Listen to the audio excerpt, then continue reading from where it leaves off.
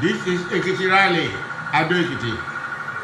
You can imagine the governor saying nobody's come over there for rally and see what's going on. Ayé ti yí àwọn ọ̀dọ́ yìí ó gbàṣẹ́. Yoruba nation is a must. Yoruba nation is a must. And I repeat, Yoruba nation is a must. Ìgbòho Òòṣà, Bàbá Bánjí Akíntóyè, Koiki Media, ẹ ṣé o. Mo gbádùn yín, mo gbádùn ẹ ṣé o. Ilé ajú wa fún wa o, àwa fẹ́ wà nílé o, àwa fẹ́ lọ lé o. Ilé làbọ̀ sí mi oko. Ájú ṣe o, ájú ṣe o, ájú ṣe o. Yoruba nation.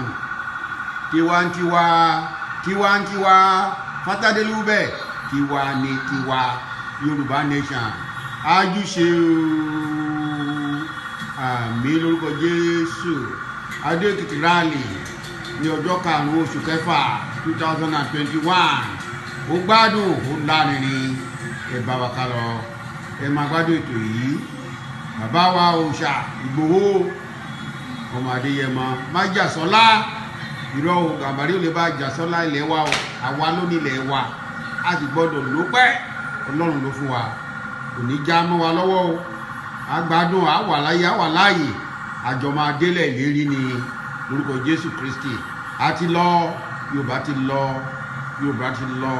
Yorùbá nation lórúkọ Jésù. Yorùbá nation, Yorùbá nation now, now, now, now.